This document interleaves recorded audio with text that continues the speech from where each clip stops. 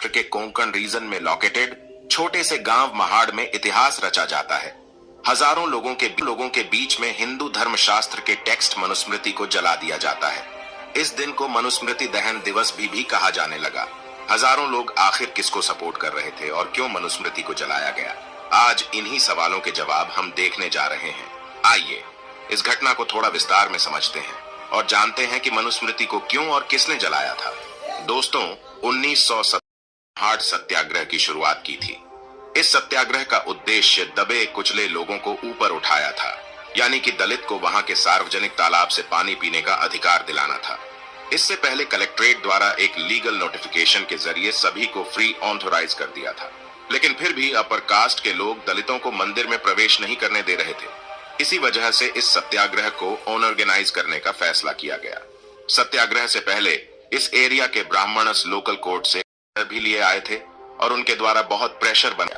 सत्याग्रह से पहले इस एरिया के ब्राह्मणस लोकल कोर्ट से कलेक्ट्रेट की नोटिफिकेशन पर स्टे ऑर्डर भी लिए आए थे और उनके द्वारा बहुत प्रेशर बनाया जा रहा था कि यह प्रोटेस्ट किसी भी तरह से रुक जाए। इसलिए प्रोटेस्टर्स को मीटिंग के लिए कोई भी पब्लिक ग्राउंड तक एक्सेस नहीं करने दिया जा रहा था। लेकिन अंत में एक लोकल जेंटलमैन डॉक्टर फतेह खान सत्याग्रह को सपोर्ट करते हुए अपना क्विक प्लान प्रोटेस्ट के लिए दे देते हैं। इस प्रोटेस्ट में शामिल होने वाले वॉलंटियर्स को एक प्लेस लेनी पड़ती थी। चतुर्वर्ण सिस्टम में विश्वास नहीं करता, केस्ट डिस्टिंक्शंस में विश्वास नहीं करता। मैं मानता हूं कि अनटचेबिलिटी हिंदुइज्म के लिए एक अभिशाप है और अपनी पूरी कोशिश करूंगा इसे डिस्ट्रॉय कर। केस्ट डिस्टिंक्शंस में विश्वास नहीं करता। मैं मानता हूं कि अनटचेबिलिटी हिंदुइज्म के लिए एक अभिशाप है और अपनी पूरी कोशिश करूंगा इसे डिस्ट्रॉय करने की। प्रोटेस्ट की साइट पर डॉक्टर अंबेडकर का राइवल भी कम तक समय डोमेटिक था, क्योंकि सोसाइटी के बहुत से सेक्शंस इन एफर्ट को रोकना चाहते थे। इसलिए अंबेडकर रोड के थ्रू यात्रा नहीं करते, बल्कि और ज्यादा डिस्टेंस तय करते हुए मुंबई के 10 गांव पोर्ट से पद्मावती नाम की बोट में यात्रा करते हैं। ऐसा इसलिए क्योंकि उन्हें उनका बाइकआउट कर सकते हैं और ऐसे में पोर्ट से बाहर के लिए 5 माइल्स की दूरी वह चलकर तय कर सकते थे। प्रोटेस्ट ग्राउंड में पंडाल तैयार किया गया था, जहां मंच की अंबेडकर एक शानदार भाषण देते हैं। मनुस्मृति को जलाने के लिए पंडाल के आगे पहले से ही बेदी यानी कि आग तैयार कर दी गई थी। उसके चारों कोनों पर पोल्स इरेक्ट किए गए थे और 3 साइड पर बैनर लगे हुए थे, जिसमें लिखा था मनुस्मृति चीफ दहन भूमि, यानी कि मनुस्मृति का श्मशान घाट, डिस्ट्रॉय मणिजन। इस तरह 25 दिसंबर 1927 को देर शाम इस कॉन्फ्रेंस में मनुस्मृति को जलाने का रेजोल्यूशन लिया जाता है। और इंटरेस्टिंग बात यह कि इस मिशन को कंप्लीट करने के लिए गंगाधर नीलकंठ ने मूव किया था उन्होंने, और दलित साधु ने इस टास्क को पूरा किया।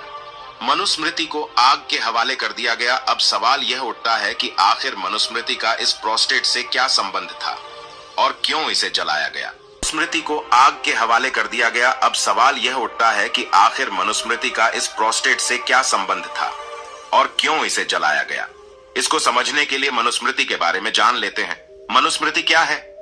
मनुस्मृति सबसे पुराना हिंदू धर्मशास्त्र टेक्स्ट है, जिसे ऑफिशियली मानव धर्मशास्त्र कहा जाता है। माना जाता है कि इसे 100 ईसा पूर्व के आसपास बनाया गया था। मनुस्मृति हिंदू उसको उनका धर्म और जाति बताती है। इसमें वर्ण के आधार या धर्म को बताया गया है। मनुस्मृति को 12 अध्याय में लिखा गया है और इसमें टोटल 2694 श्लोक है। पहले अध्याय में प्रकृति के निर्माण, 4 युगों 4 वर्णों, उनके पेशो ब्राह्मणों की महानता जैसे विषय शामिल हैं। दूसरा अध्याय ब्रह्मचर्य और अपने मालिक की सेवा पर आधारित है।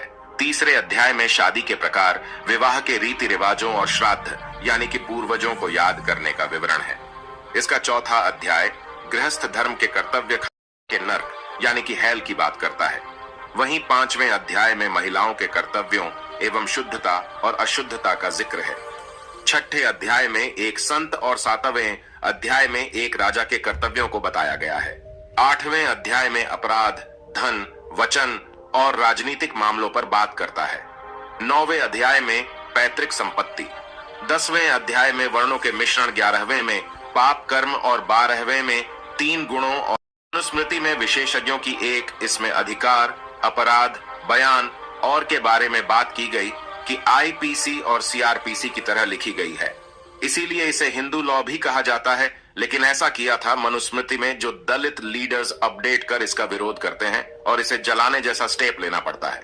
आइए जानते हैं मनुस्मृति में समाज की वर्ण सिस्टम को डिवाइन यानी कि ईश्वर द्वारा रचित बताया गया है।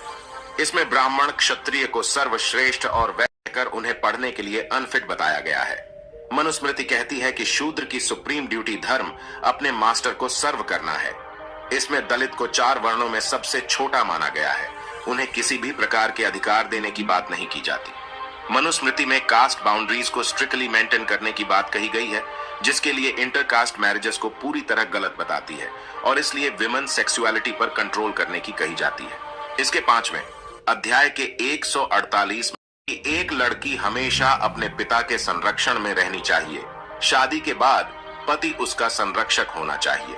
पति की मौत के बाद उसे अपने बच्चों की दया पर निर्भर रहना चाहिए। किसी भी स्थिति में एक महिला आजाद नहीं हो सकती। मनुस्मृति के कुछ और कंट्रोवर्शियल श्लोक कुछ इस प्रकार है। 11वें अध्याय के श्लोक 135 कहता है कि 100 साल के क्षत्रिय को 10 साल के ब्राह्मण को अपने पिता की तरह ही सम्मान देना चाहिए। चौथे श्लोक में कहा गया है कि शूद्र एजुकेशन रिसीव करने के लिए अनफिट है। शूद्र अपर वर्ण को कोई एजुकेशन या राय नहीं देनी चाहिए।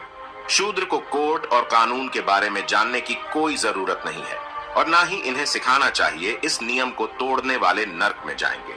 इसके अलावा 8वें अध्याय में कास्ट डिस्क्रिमिनेशन को सपोर्ट करने वाले बहुत से श्लोक हैं, जैसे कि 20वें श्लोक में लिखा गया है कि एक ब्राह्मण जो सिर्फ जन्म से ही ब्राह्मण है, यानी कि उसने में दिए गए किसी काम को किया है, अगर राजा चाहे तो ऐसा ब्राह्मण भी उसके लिए लॉ को इंटरप्रेट कर सकता है, यानी कि जज बन सकता है। लेकिन एक शूद्र बार भले ही वह कितना ज्ञानी हो, ऐसा कभी नहीं कर सकता। श्लोक नंबर 2 170 में दिया कि अगर कोई शूद्र अपर कास्ट वाले की इंसल्ट करता है तो उसकी जुबान काट लेनी चाहिए, क्योंकि वह लो ओरिजिन का है। अगले श्लोक में लिखा है कि अगर शूद्र अपर कास्ट वाले किसी व्यक्ति का नाम और कास्ट बिना रिस्पेक्ट के लेता, अंगुल लंबा लोहे की छड़ गर्म करके डाल देनी चाहिए। एक श्लोक कहता है कि अगर कोई शूद्र एरोगेंट ब्राह्मण को धर्म सिखाने की भूल करता है तो राजा को उसके मुंह और कान में गर्म तेल डाल देना चाहिए। इसी तरह के बहुत से श्लोकों के द्वारा मनुस्मृति में ब्राह्मण की सुप्रीमेसी और शूद्र की इंफीरियरिटी को एम्फासाइज किया गया है। इसलिए स्वाभाविक है कि दलित लीडर्स या सोशल क्वालिटी में बिलीव करने वाले लोग मनुस्मृति का विरोध करते हैं। ज्योतिबा फूले पहले रिफॉर्मर थे, आलोचना की थी और यही वजह थी कि दलित लीडर अंबेडकर भी इसका पूरा विरोध करते हैं। आइए जानते हैं कि उन्होंने मनुस्मृति को जलाने के पीछे खुद क्या तर्क दिए थे। 3 फरवरी 1928 को अपने न्यूज़पेपर बहिष्कृत भारत में अंबेडकर मनुस्मृति दहन को एक्सप्लेन करते हुए एक पत्र लिखते हैं। इसमें कहा गया कि मनुस्मृति को पढ़ने के बाद हम बैठकर को विश्वास हो गया कि यह सोशल क्वालिटी के आइडिया को बिल्कुल भी सपोर्ट नहीं करती। मनुस्मृति कास्ट डिस्क्रिमिनेशन को सैंक्शन करती है और किसी भी चीज को जलाने का मतलब होता है कि वह जिस आइडिया को रिप्रेजेंट कर रही है उसके प्रति विरोध जताया जा रहा है। दुनिया भर में विरोध करने का यही तरीका अपनाया जाता है, यानी कि ऑपरेशन को सिंबलाइज करने वाली चीज को जलाया या नष्ट कर दिया जाता है। उदाहरण के तौर पर फ्रेंच रिवॉल्यूशन के दौरान इंश्योरेंस रेजिम को सिंबलाइज करने वाले बेस्ट ईयर का डिस्ट्रक्शन में अंबेडकर यह जो मनुस्मृति को पूजते हैं, उनसे यह उम्मीद नहीं की जा सकती है कि वह अनटचेबल्स के कल्याण में कोई रुचि रखते होंगे। उन्होंने मनुस्मृति के जलाने को महात्मा गांधी द्वारा पॉइंट लाश को जलाने के एक्ट से भी कंपेयर किया। जैसे पॉइंट्स को जलाना कॉलोनियल रूल की आइडियोलॉजी को चैलेंज करता है, वैसे ही मनुस्मृति को जलाना पड़ा। मैंने सुप्रीमेसी और केस्ट डिस्क्रिमिनेशन को चैलेंज करता है। यही मनुस्मृति दहन का मतलब और उद्देश्य था। मनुस्मृति को नई दिशा देता है। इससे यह दिखाया जाता है कि दलित ब्राह्मण धर्म को नहीं मानते और क्वालिटी उनकी सिर्फ डिमांड ही नहीं बल्कि उनका अधिकार है। दोस्तों, आज भी मनुस्मृति को जलाने की खबर न्यूज़पेपर में आती रहती है कि मनुस्मृति का कानून इंडिया में नहीं चलता, बल्कि डॉक्टर अंबेडकर द्वारा दिए गए संविधान इंडिया में चल रहा है। दोस्तों, आज की वीडियो में बस इतना ही। वीडियो पसंद आई हो तो एक लाइक करें और कमेंट बॉक्स में जय